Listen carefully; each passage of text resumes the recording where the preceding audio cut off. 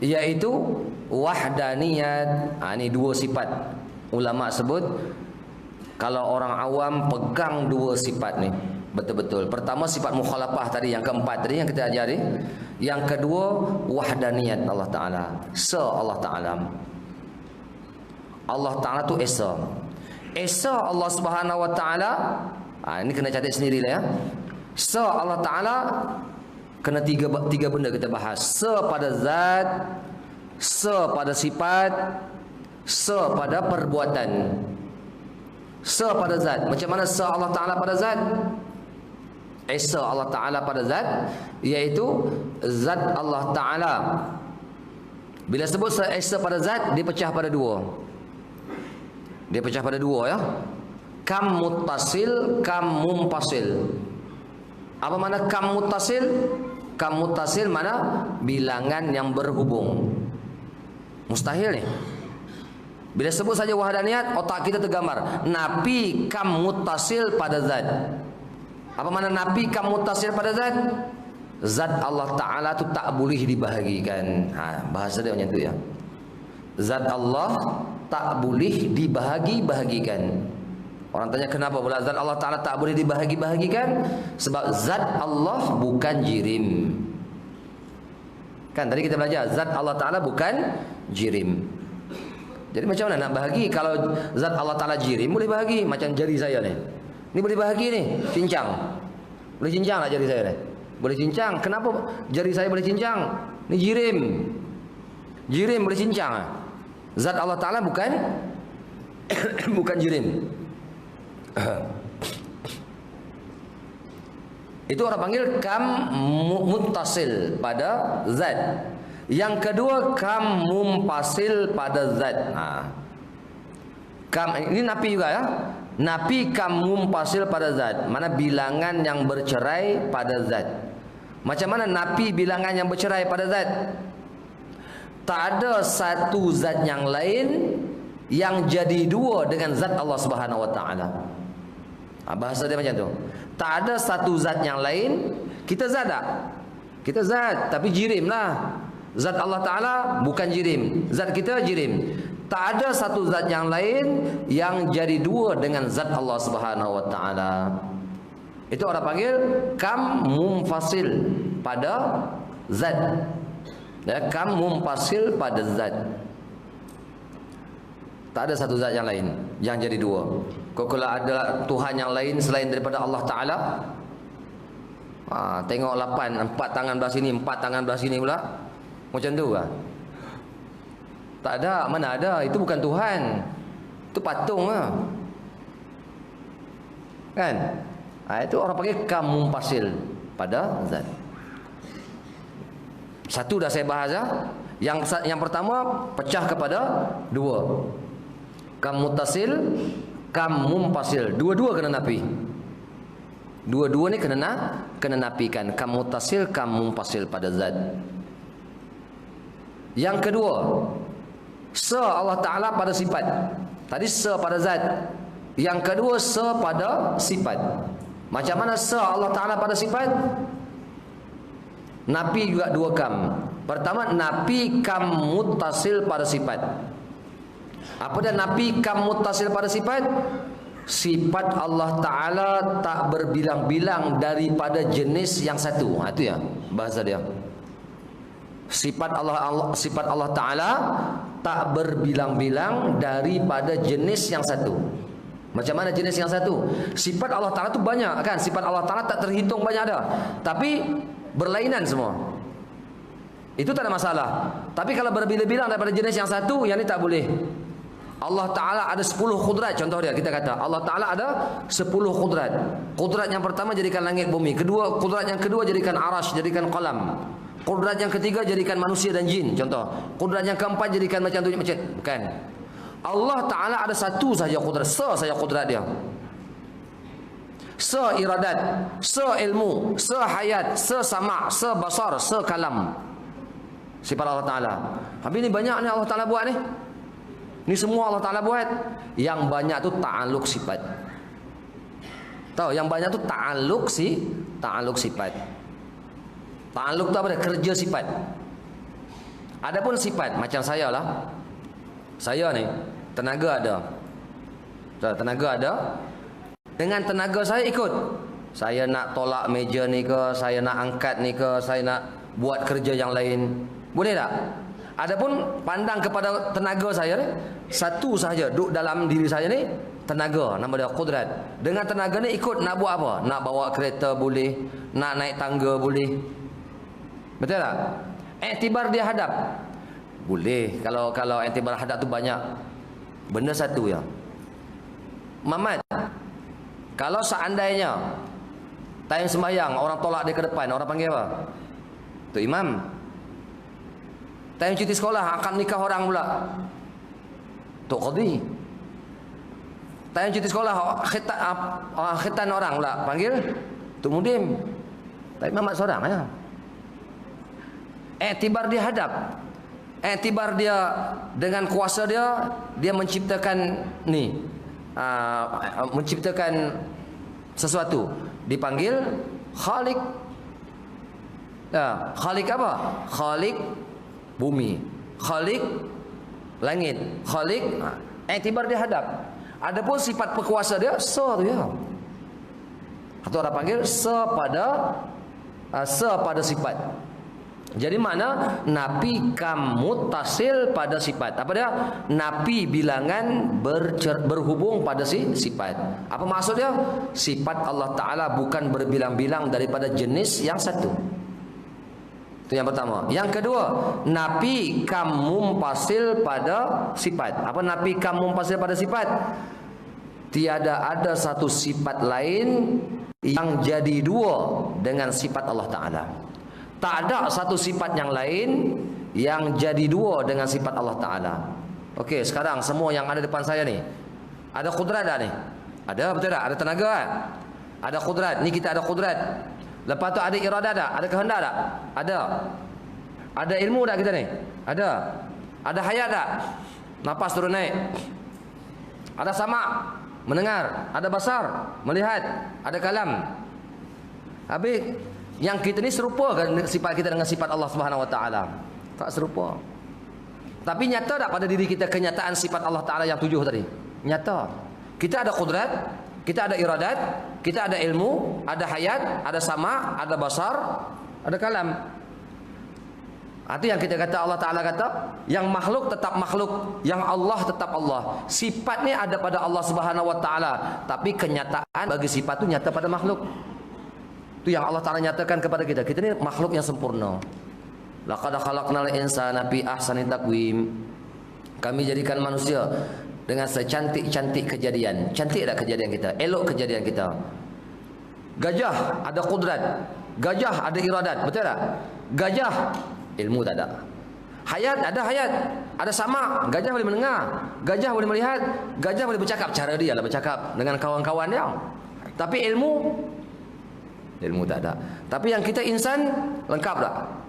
Kita ada kudrat, ada iradat, ada ilmu, ada hayat, ada sama, ada basar, ada kalam. Itu kita. Kan? Tapi sifat yang ada pada kita ni hanya kenyataan pembuktian sifat yang ada pada zat Allah Subhanahu Wa Taala. Kita bukan ada sifat, kita ni wayang kulit saja. Tahu? Wayang kulit. Jangan perasan. Jangan perasan aku pandai, jangan perasan aku hebat, jangan perasan aku. Kosongkan diri kita. Hakikat yang bersifat itu Allah Ta'ala. Jelas tak? Jadi Nabi tak kamu mumpasil pada sifat. Jadi yang bersifat qudrat, iradat, ilmu, hayat, sama, basar, kalam, sungguh kata wujud, itu Allah Ta'ala sahaja. Bukan ada yang lain. Dan yang seterusnya dipanggil sifat wahdaniyat. Okey, Allah Ta'ala pada perbuatan. Jadi ada 4 dah ya. Ada 2 bahasan pecah kepada 4. Pertama pada zat pecah pada 2. Nafi kam muttasil pada zat, nafi kam munfasil pada zat. Yang kedua pada sifat. Nafi kam muttasil pada sifat, nafi kam munfasil pada sifat. Yang ketiga, kita bahas yang ketiga, Allah Ta'ala pada perbuatan. Apa dia Allah Ta'ala pada perbuatan? Nafi kam mumpasil saja. Nafi kam mumpasil pada perbuatan. Nah, tiada ada satu perbuatan makhluk yang menduai bagi perbuatan Allah Subhanahu wa taala. Tak ada sesuatu perbuatan yang jadi dua dengan perbuatan Allah taala.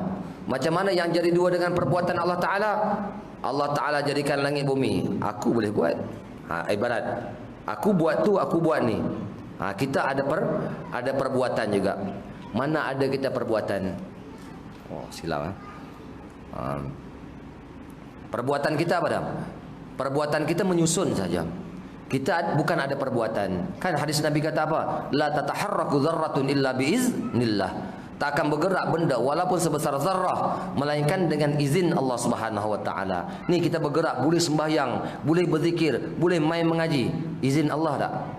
Jangan perasan lebih tenaga aku, rajin aku boleh mengaji. Tak. Allah Ta'ala sayang kepada kita, Allah Ta'ala kurnia kepada kita, hadir kita, dapat maklumat pengajian. Kan? Hadir kita.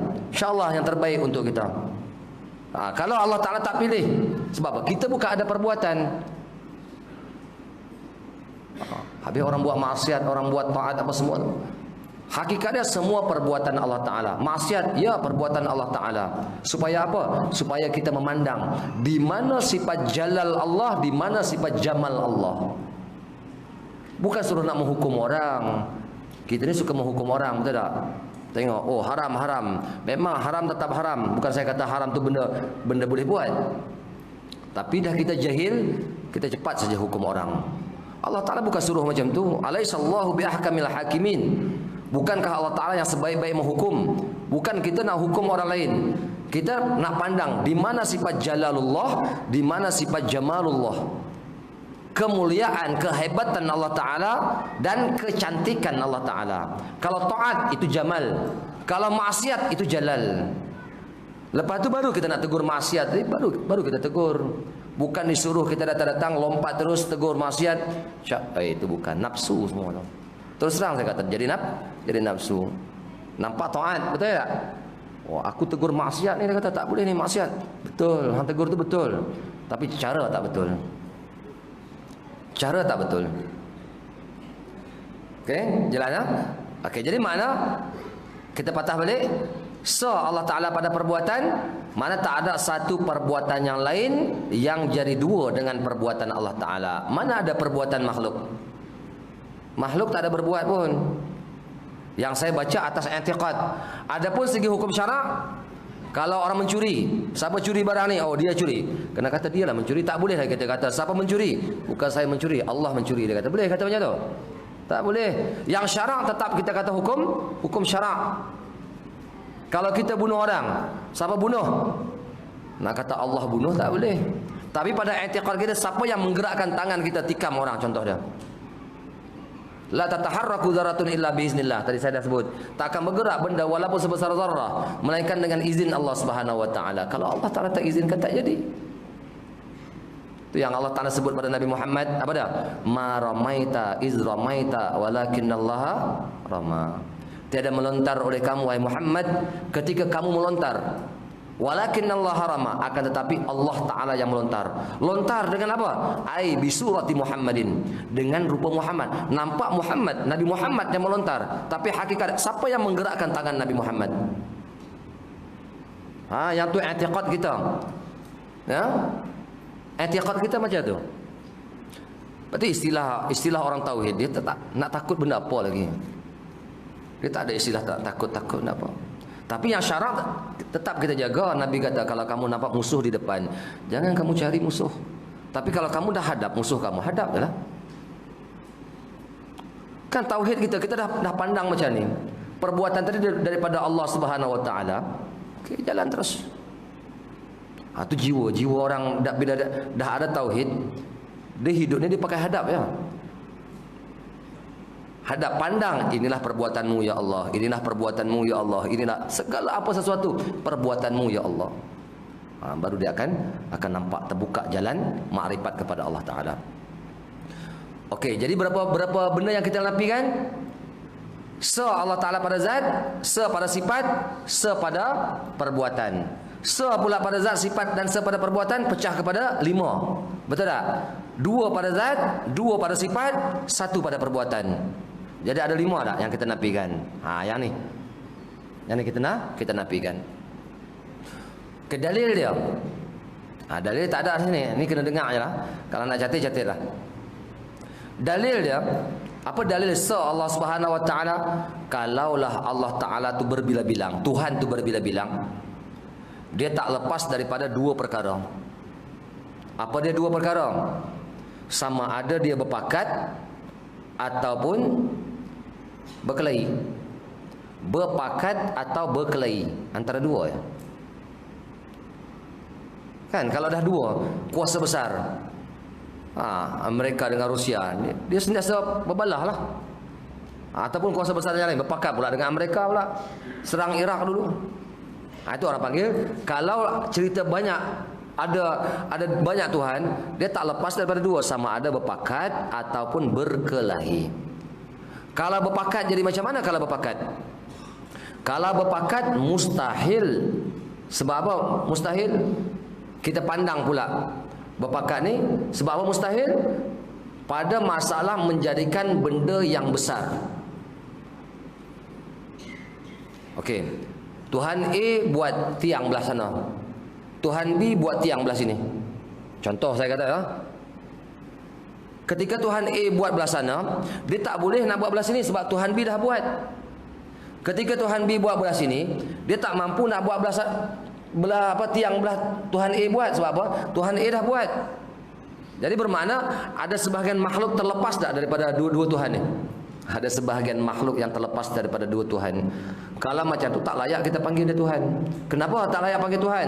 Sebab hilang sifat istighna. Nanti kita akan belajar sifat istighna dalam pengertian la ilaha illallah. Hilang sifat istighna. Kenapa? Sebab ada sebahagian makhluk terlepas. Tak ada satu benda pun terlepas daripada Allah Ta'ala. Kita ni ada terlepas daripada Allah Ta'ala tak? Satu saat sebesar zarrah pun tak terlepas daripada Allah Ta'ala. Okey, itu kalau seandainya benda besar, benda boleh dibahagi. Kalau benda tak boleh dibahagi, ini berpakat. Tuhan A berpakat nak jadikan satu titik. Biasa tengok tak orang lukis plan. Orang lukis plan dia, pen dia kecil tak? Mata dia kecil. Zaman saya mengaji dulu pakai pen rotring ya. Zaman dulu lah tahun 90-an. Dia kalau kita titik sekali kat kertas, gunting atas titik tu, hilang tak titik? Hilang terus titik. Tak ada titik, tak ada langsung. Kenapa? Sebab benda tak terima bahagi. Kalau pen biasa mata bola ni boleh lagi kita mungkin terbahagi 2. Tapi kalau pen tadi gunting tepat-tepat atas titik tu, titik tak ada dah. Sebab benda tak terima bahagi. Jadi kalau Tuhan A buat titik, di mana habuan Tuhan B? Sebab apa? Nak jadikan titik yang lain tak boleh, sebab A dah buat. Bermakna B lemah. Kalau B lemah, A lemah juga tak? A pun lemah juga. Dia kata A mampu buat. Walaupun A mampu buat, tapi bersamaan pada pihak ketuhanan. B pun Tuhan, A pun Tuhan. Bermakna A pun lemah, tapi nasib dia boleh buat. Sebab dia dulu, contoh dia.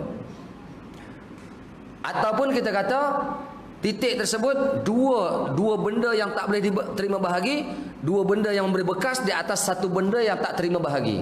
Boleh ke? Satu titik tapi 2 mata pen nak jadikan. Kalau 2 mata pen bermakna jadi 2 titik. Kalau satu titik daripada 2 mata pen, dia akan jadi dua titik. Betul tak? Jadi bermakna kalau seandainya nak jadikan satu titik tak terima bahagi, kalau yang satu tak boleh buat, yang satu boleh buat, yang boleh buat pun jadi lemah juga. Sebab bersamaan pada pihak ketuhanan. Itu yang pertama ya. Kalau cerita berpakat, sama ada benda boleh bahagi atau benda yang tak boleh dibahagikan. Satu. Yang kedua, berkelahi, berbalah. Tadi berpakat, yang kedua berbalah. Kalau seandainya berbalah, sama ada kita kata menang kedua-dua dia. Tuhan A nak turunkan hujan, Tuhan B tak nak turunkan hujan. Tuhan A turunkan hujan, hujan turun, tapi bumi tak basah. Kan? Tuhan A nak turunkan hujan, hujan turun. Tuhan B tak nak, Tuhan bumi tak nak hujan, bumi tak basah. Bolehkah berhimpun? Bila hujan turun, bumi tak basah, bolehkah kata macam tu? Tak boleh. Tu yang kata-kata kalau menang dua-dua mustahil. Sebab apa? Sebab berhimpun dua benda berlawanan. Kan? Berhimpun dua benda berlawanan tak? Basah dengan tak basah berlawanan tak? Berlawanan. Okey. Kalau kalah dua-dua, Tuhan langit nak turunkan hujan, tapi Tuhan langit tak dapat turunkan hujan. Tuhan bumi nak hujan. Tiba-tiba bumi jadi basah. Tuhan bumi mana Tuhan langit nak turunkan hujan, tapi hujan tak turun. Kan? Hujan tak turun. Tuhan bumi mana tak nak hujan. Tak nak hujan, bumi basah. Ini contoh saja ya. Jadi macam tu kita kata orang panggil kalah dua-dua, bermakna tak tercapai hajat dua-dua. Dan yang ketiga kita kata seri. Yang ni semua mustahil ya, kata Allah Subhanahu Wa Taala. Mana Allah Ta'ala manakala seandainya berkelahi, sama ada menang kedua-dua ataupun kalah kedua-dua ataupun seri kedua-dua, yang ini semua mustahil atas Allah Subhanahu Wa Taala. Kenapa? Sebab cerita dia ada dua Tuhan. Tapi kalau cerita saja Tuhan, kita ni sakit ke, kita ni senang ke, kita ni susah ke, kita apa ke, dihina ke, hakikat dia kita kena menerima tak? Kena menerima daripada Tuhan yang daripada Tuhan yang satu. Kalau seandainya Tuhan tadi banyak, itu yang disebutkan di dalam Al-Quran, lau kana fihi ma'alihatun illallah la fasadata. Jikalau ada di langit dan di bumi itu Tuhan selain daripada Allah Ta'ala, la fasadata, nescaya binasalah langit dan bumi. Sekarang langit dan bumi binasa tak? Langit dan bumi tak binasa. Ini membuktikan nya Allah Subhanahu Wa Taala. Okey, itu wahdaniyat esa Allah Subhanahu Wa Taala. Lawan dia apa dia? Tiada esa. Apa makna tiada esa? Berbilang-bilang. Tiada esa tu yakni berbilang-bilang.